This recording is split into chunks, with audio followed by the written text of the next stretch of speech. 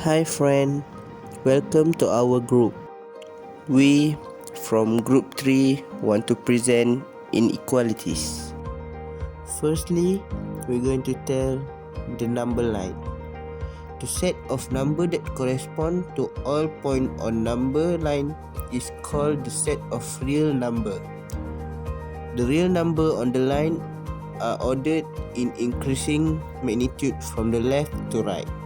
Apabila simbol sama dengan diletakkan, kita perlu ambil nombor yang diberikan. Sebagai contoh, X sama dengan 3. Jadi kita perlu letak titik hitam pada garis nombor pada nombor 3. Seterusnya, kita serahkan kepada Wan Arif untuk meneruskan penerangan. Ia akan sambung penerangan oleh Nakib tadi. Jika simbol lebih kecil diletakkan satu garisan di hadapannya, kita boleh nampak huruf K yang berbuat maksud kecil. In English, we call it less than. Kalau kamu semua perasan, number line yang menyambungkan A dan B ini mempunyai white dot. Untuk mudah ingat, kamu hanya ingat jika tiada perkataan equal, maka kamu semua janganlah pandai-pandai hitamkan dot tu. Jika kita jumpa simbol lebih kecil atau white dot, apa yang perlu kita lakukan? Kita perlu ambil nombor di antara mereka sahaja. Contoh 1 hingga 5. Jadi kamu hanya perlu ambil 2, 3 dan 4 saja, iaitu nombor di antara untuk slide kedua. Jika kamu meletakkan satu garisan juga di hadapan simbol tersebut, huruf yang terbentuk seakan-akan huruf B yang membawa maksud besar. In English, we call it greater than. Number line untuk inequalities ini sama saja seperti yang lepas. Jika tiada perkataan equal, kamu jangan sesekali hitamkan white dot yang suci itu. Jika jumpa simbol greater than atau white dot, apa yang kita perlu lakukan? Kita perlu ambil nombor di antara mereka saja. Contoh 1 hingga 5. Jadi kamu hanya perlu ambil 2, 3 dan 4 saja, iaitu nombor di antara 1 hingga 5.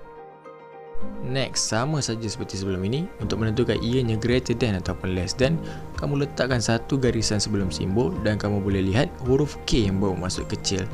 Tetapi jangan tertukar dengan slide sebelum ini. Simbol ini mempunyai satu garisan lain di bawah. Kenapa? Sebab simbol ini membawa maksud less than or equal. Satu garisan equal telah dicuri dan diletakkan di bawah simbol less than. Jadi apa maksudnya? Maksudnya, dalam satu line number, semua kena ambil tanpa terkecuali. Sebagai contoh, nombor 1 hingga 5. So, kamu kena ambil juga nombor 1 dan 5. Kali ni, jika kita letakkan satu garisan di hadapan, ia menunjukkan huruf B yang membawa maksud besar atau sama dengan. In English, we call it greater than or equal. Di dalam satu number line, disebabkan dia masih ada simbol equal, kita perlu ambil ke semua nombor yang diberi. Contohnya 1 hingga 5. Jadi, nombor yang terlibat adalah 1, 2, 3, 4 dan 5. Seterusnya saya akan pas kepada Amira Syazwin. Terima kasih Wan Arif atas penerangan sebentar tadi.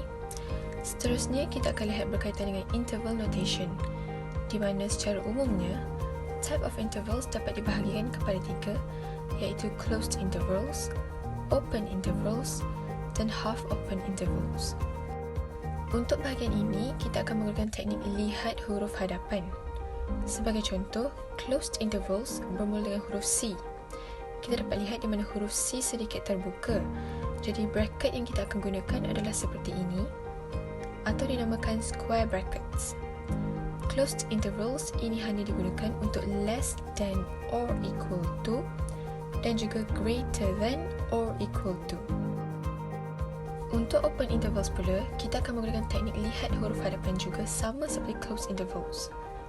Open intervals bermula dengan huruf O. Ia merupakan huruf yang tertutup dan membulat.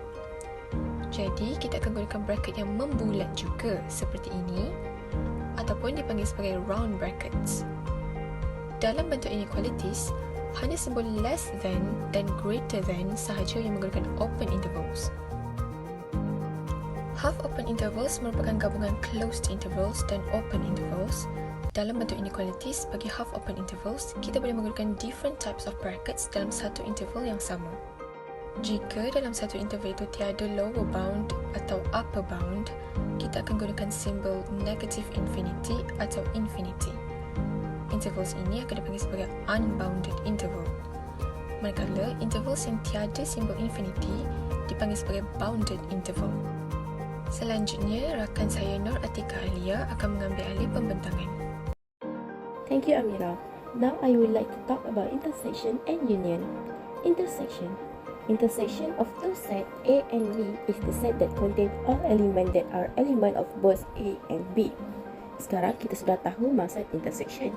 Tapi, bagaimana untuk ingat simbol ini adalah simbol intersection? Jika kamu lihat dengan teliti, simbol U terbalik ini boleh menjadi huruf A. A stand for and. Kalau kamu perasan, and ini juga boleh membawa maksud together. Jadi, hanya elemen yang sama daripada sesuatu set sahaja yang dibaca.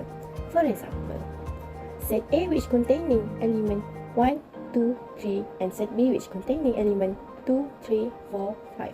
Sebut set containing 2 and 3. So therefore, the intersection of set A and B is 2 and 3. That's it. So now we move on to union. Union of two set are all the element from the both set. Cara untuk kenal union senang sahaja. Huruf U seperti huruf O yang terbelah. O pula stand for all of us. Jadi, kita boleh ambil kira semua elemen yang ada di dalam kedua-dua set. For example, set A contain element 1, 2, 3, while set B contain element 2, 3, 4, 5. Union containing everything of both set. So, set A union set B is equal to 1, 2, 3, 4, 5. Let's do a simple question. Solve 6x minus 3 less than 9 and 2x plus 7 greater than or equal 3. Graph the solution and write the solution in interval notation. Saya boleh kata this linear inequalities is less than sebab kalau kita tambah satu garisan di hadapan itu, terbentuknya huruf K iaitu kecil. Linear inequalities pula greater than or equal sebab menyerupai huruf B jika tambah satu garisan di hadapan simbol. Cari nilai X di kedua-dua linear inequalities. Seterusnya tulis nilai inequalities dan meletakkan X di tengah-tengah. Susun semula simbol dengan betul. Untuk graf, kita perlu tulis susunan nombor mengikut tertib menaik. Kita menggunakan black dot pada nombor 5 kerana greater than or equal bermaksud kita perlu include sekali nombor 5. White dot pada nombor 6 yang membawa maksud kita perlu ambil nombor di antara 6 sahaja. Untuk notation pula, kita refer kepada inequalities yang telah dapat. Kita akan menggunakan half open interval kerana ada gabungan antara less than or equal dan greater than. Thank you for watching and hope you guys enjoyed our video.